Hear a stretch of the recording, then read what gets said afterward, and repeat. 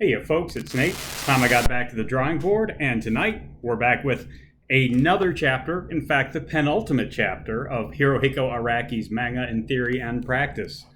So before I start on this, I do want to say, since there is only one more chapter of this to do, I am considering continuing this as an ongoing kind of thing. I've gotten a lot of feedback on it, at least compared to my other videos. And I'd like to continue to do this kind of thing.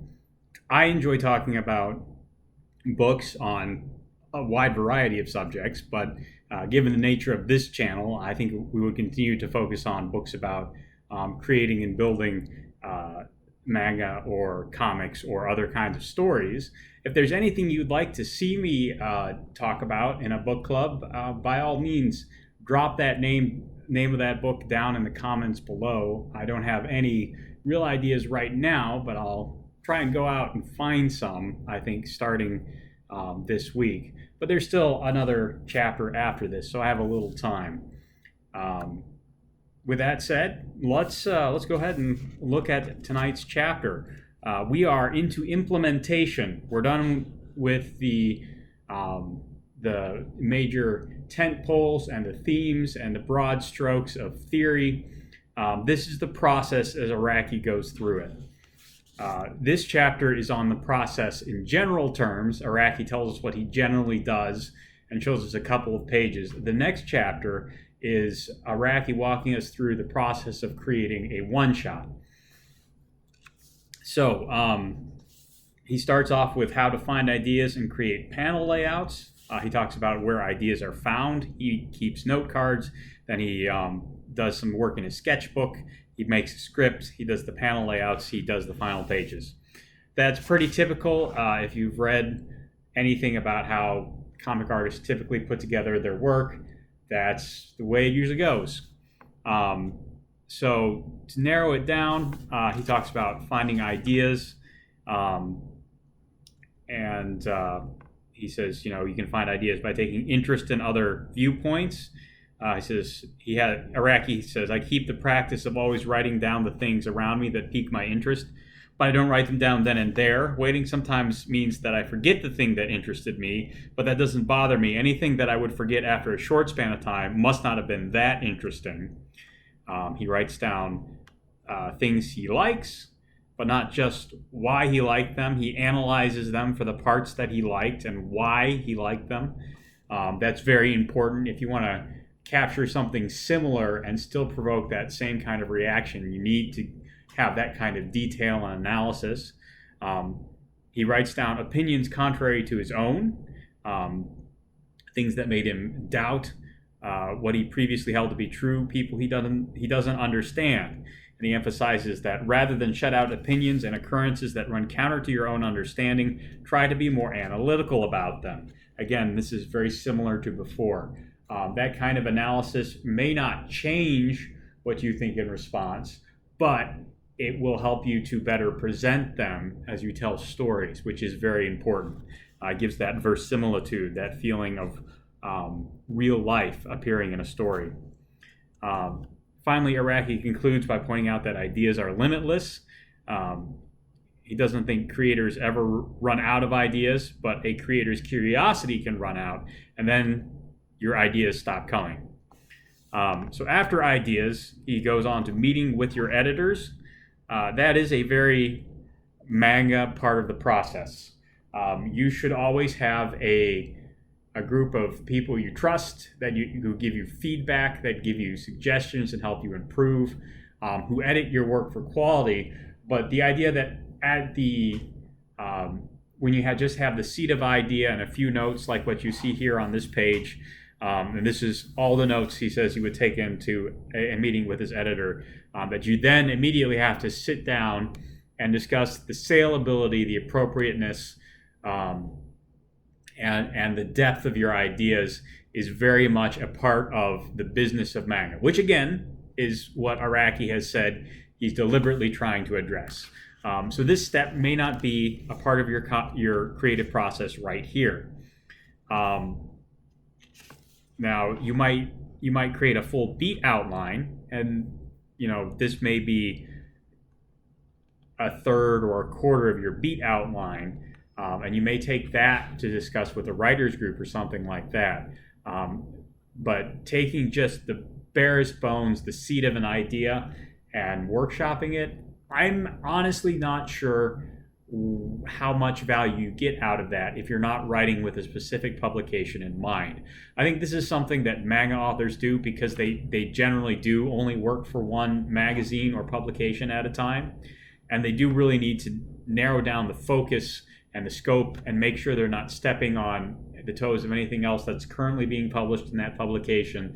There are a lot of things that go into the being an editor and the business side of publishing a magazine that constrains a manga artist and does not constrain quite as much, especially an independent creator. You know, if you're working for a big publishing group like DC or even a medium-sized one like IDW, you might be constrained by the other stuff they're running in their product line, just because they don't want a bunch of the same thing coming out at once. It depends. You know, maybe your publishing house has a brand they're trying to keep with. Again, it's not as much of a thing. So writing a script, envision the dialogue and panel layout. And he says, for my scripts, I write 1 page's worth of dialogue per sheet of composition paper. He starts with dialogue to help him kind of work out the character interactions, and then he adds the details as he gets an idea in his head of what is going on. He writes story in 45-page chapters, and he says he considers it in 4 to 5 page groups. I've noticed that people who tend to write American comic books and weekly manga, they have about 20 to 22 pages. They tend to think in 2 or 3 page groups, but generally people do try and break their story down into a concrete set of 5 to 8 chunks that lets them, you know, get a scene in or important plot point across. So I think that's pretty solid advice right there. Don't try and think of your story as, you know, just one big blob. Try to break it down some into scenes or important events. So he talks about panels. So Araki is a very feel-oriented person on this one. He says, rather than read explanations of the subject, it's much more important that you put in the time of studying manga and practicing how to divide panels for yourself. I believe better results come from not overthinking it. The important point, he says later, is to build an ebb and a flow, basically by deciding which panels to make larger or smaller. So his style is emphasis and de-emphasis. And if you've ever looked at Araki's panel layouts, there's not a whole lot that's super fancy there. There's not a whole lot of ragged edges or figures popping out of panels. There's nothing wrong with that, of course. But he seems to prefer a little more simple panel layout. He does have certain conventions. One of the things he mentions is when he gives a reaction shot, he tends to put it as a small circular inset panel. Those kind of conventions give a kind of a visual language, so you can just glance at a page and understand what the author is kind of getting at. So if you look at an Araki page and you see that small circular inset panel, that's a reaction to something that's going on in a larger panel. And lots of authors kind of develop that visual language so their audience can understand what's happening at a glance. It's not necessary, but it is a very useful tool to have in the arsenal. Again, he says layouts and storyboards are something he does by feel. He doesn't try and explain it in words. It would be very difficult. But he does point out what he thinks is one of the primary differences between Western comics and Japanese manga. And I don't know how much I agree with this, but what Araki says in Western comic storyboards, panels are laid out with the most importance placed on good drawing composition, and the sketches focus on the characters' actions. In Japanese manga, on the other hand, emphasis is placed on characters' internal thoughts and emotional reactions. This focus on the internal is what sets the Japanese manga apart. And I think that's true to a certain extent. There's certainly a lot more panels emphasizing the reactions of characters and attempting to give a glimpse into their state of mind than there is in Western comics. And that's part of what decompresses the storytelling of manga versus comics. Your average 45-page chapter of JoJo's, for example, is probably actually going to cover less story than a 22-page monthly book from one of the big two. But there are a lot more small moments, subtle reaction shots, and moments where effectively nothing is happening. We're just given a feel for how a character is processing something, what their expression is, that kind of thing. Another thing Araki says is he doesn't move his viewpoint. He tends to think of individual scenes as having one camera in them, and then he draws what is seen from that camera's perspective. That's another thing that is very unique to his style.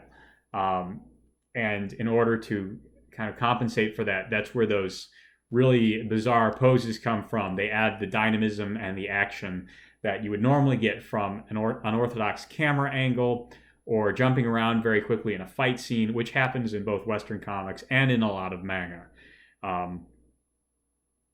So he just says, I could get into a lot of detail, but his approach is similar to that of film.